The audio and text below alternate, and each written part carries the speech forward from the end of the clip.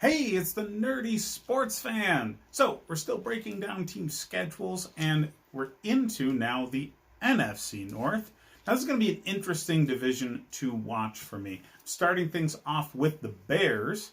There's a lot of question marks surrounding the Bears. The biggest one is probably the worst question mark a professional football team can have, whether or not my quarterback is worth a damn. Little hint, he's not. But yeah, I'm sorry, Chicago fans. Really am.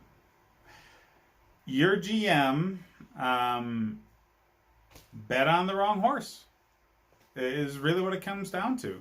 He actually traded up one spot, selected the first quarterback in the draft, and got the only one in the first round that nobody thinks is any good. Yeah. So, when Pat Mahomes and Deshaun Watson come into town, it's just awkward. Yeah, I'm sorry. I really, truly am. As a Bills fan, I watched my team screw that up a lot. So, I commiserate. But anyway, we're digging into the schedule for them, and starting off week 1 at the Lions. I think that's a loss. The Lions don't have questions at quarterback. They've got one of the better ones in the league in Matt Stafford. He's just had a crap team surrounding him his entire career, really. It's better than it was last year, okay? They get arguably the best running back in the draft, and they fix the offensive line. At least the biggest problems on the offensive line. You can't fix everything in one draft, but man, Detroit really did some good things. I don't really believe in their coach, but I don't believe in your quarterback. So, push there. And really, Matt Stafford takes us over the edge, not to mention home field advantage for me. All right, so week 2, Giants. This is a bit of a toss-up game. The Giants seem to be headed in the right direction. Daniel Jones finally has an offensive line in front of him. Saquon Barkley finally has an offensive line blocking for him. That's huge. Because both players, Saquon's been the best running back in the league since he got drafted, and Daniel Jones actually looked like he could do some things. So giving them protection's only going to make them both better. Not to mention Jason Garrett's offense was really good in Dallas. He was just bad at game management. He doesn't have to do that. He just has to worry about the offense. So I really expect the Giants to be kind of dangerous. So, again, toss-up game there. I should note that as we're doing this, I will put some games into a guaranteed loss category, some games into a guaranteed win category, others in more of a toss-up category because parity exists, and I'm not so arrogant I think I can call every game from the frickin' parking lot like I am right now. So, at the end of the breakdown, all the toss-up games will be split relatively down the middle based off of strength of schedule, whether or not we lean towards wins or losses, and that's how we get our record prediction at the end. So, on to week 3 at the Falcons. That's a win. The Falcons are going to be hot garbage this year. They should have fired their coach now 2 years in a row. And I don't know. He's got blackmail material on Arthur Blank or something. I don't know why the hell he's still there. Either way. Colts, week 4. That's a W. Okay? The Colts, they gambled big on Phillip Rivers. And it's a gamble that I don't think is going to pay off.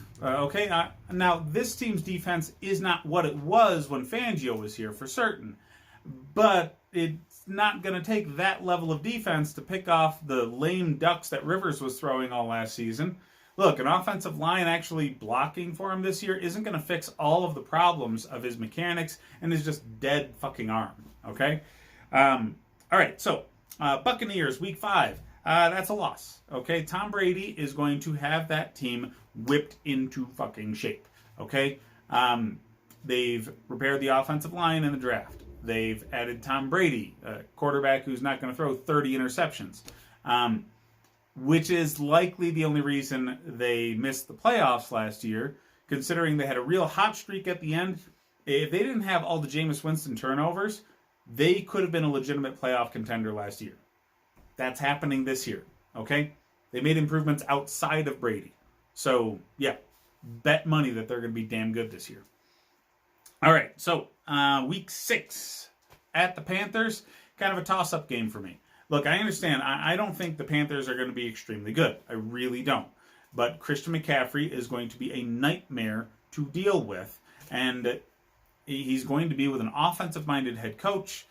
I just see the Bears as kind of a middling offense and a slightly above average defense. And I really see the quarterback controversy causing a lot of problems in the locker room, and that's spilling over into a handful of lame duck performances against teams you absolutely should throttle. This is going to be one of them. Okay, so at the Rams, you're going to lose. Week 7, the Rams are going to be a bit resurgent.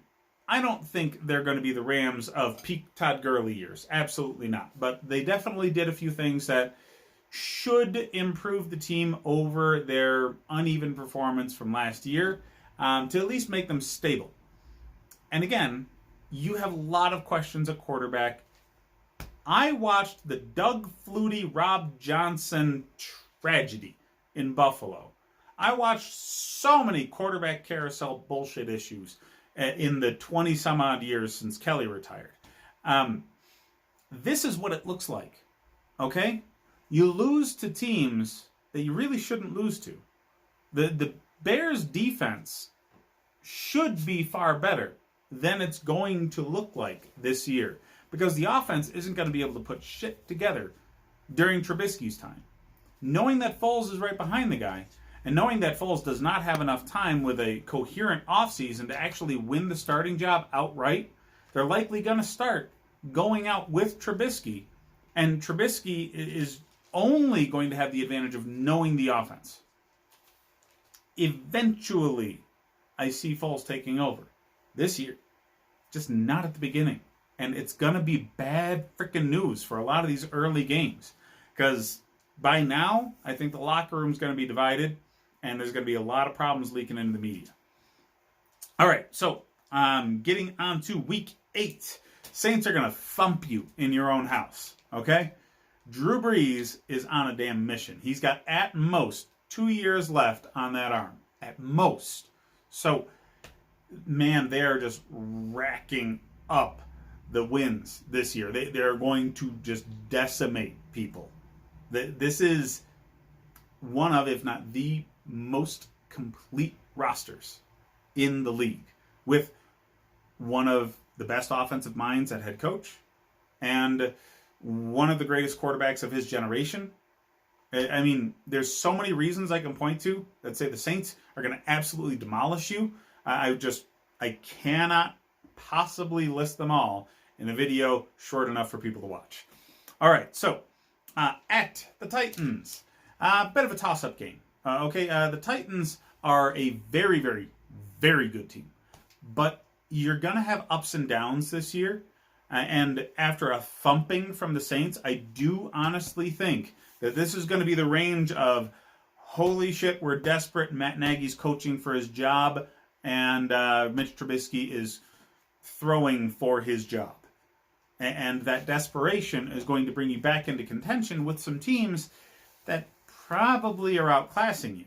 So, under normal circumstances, this could have been a real loss, and I'm kind of being generous here saying that it's a toss-up game. All right, so Vikings, that's a loss. It's a division opponent, knows you in and out. You know them in and out, sure, but they don't have the turmoil that you do right now.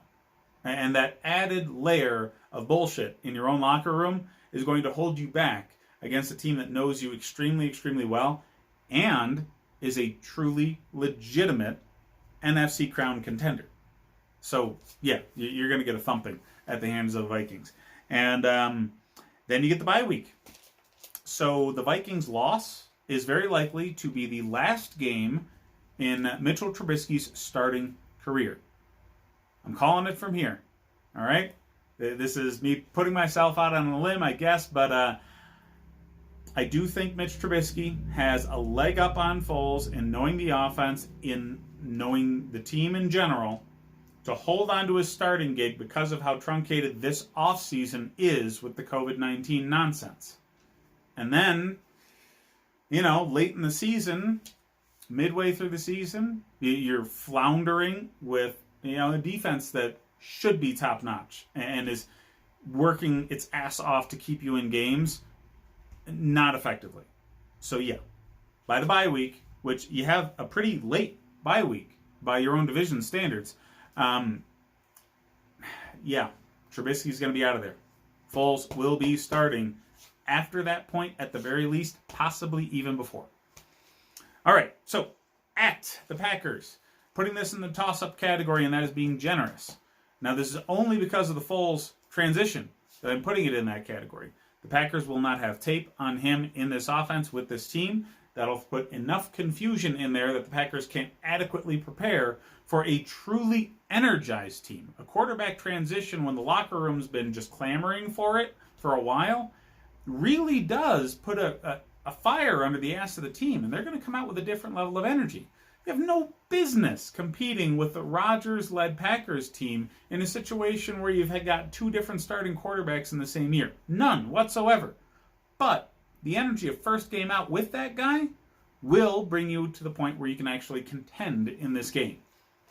All right, so Lions, you're getting them at home, you're going to win. That same level of energy, now against weaker competition in your home stadium. Big deal. Okay? So that's a W for certain. All right, Texans, you're getting them at home. So I'm saying toss-up game. Look, Deshaun Watson's going to want to come out and prove to the Bears front office that they don't fucked up.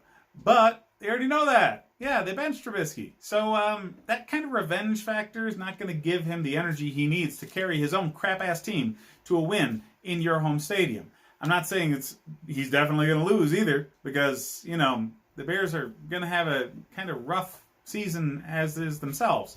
But yeah, Deshaun Watson's just had so much of the talent ripped away from him.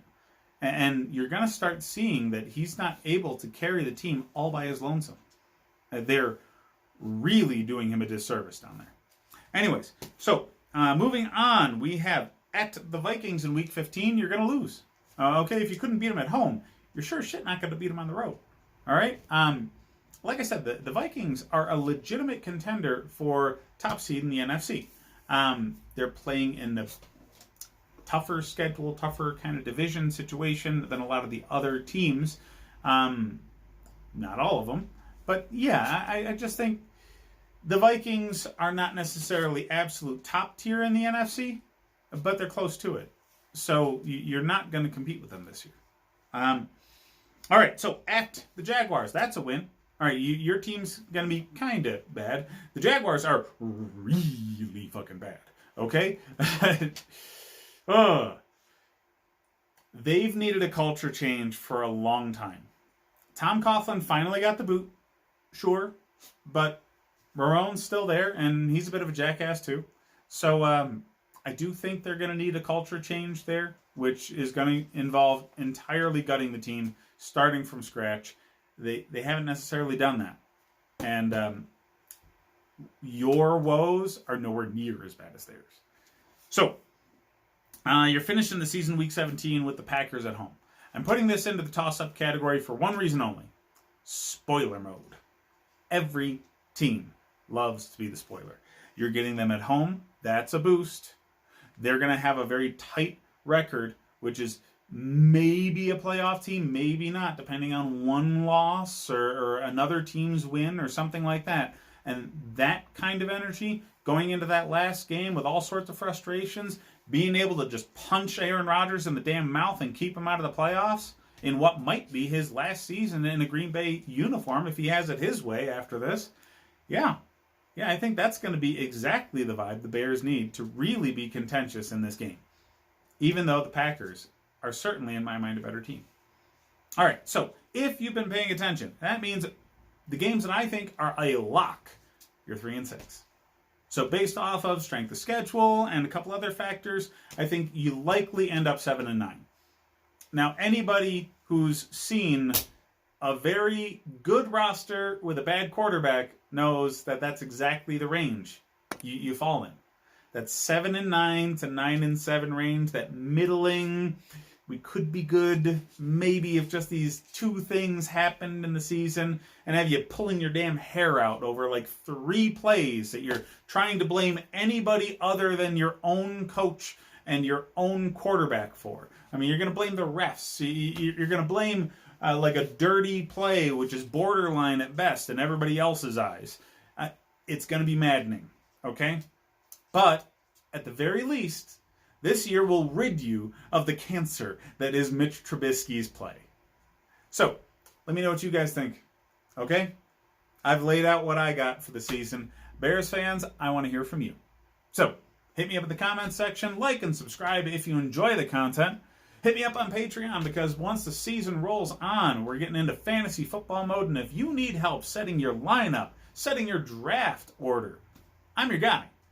Now, all the video game content that I was posting is now on a separate channel and on Twitch. So hit me up at Nerd Esports Fan if you're interested in that. Thanks for watching, guys.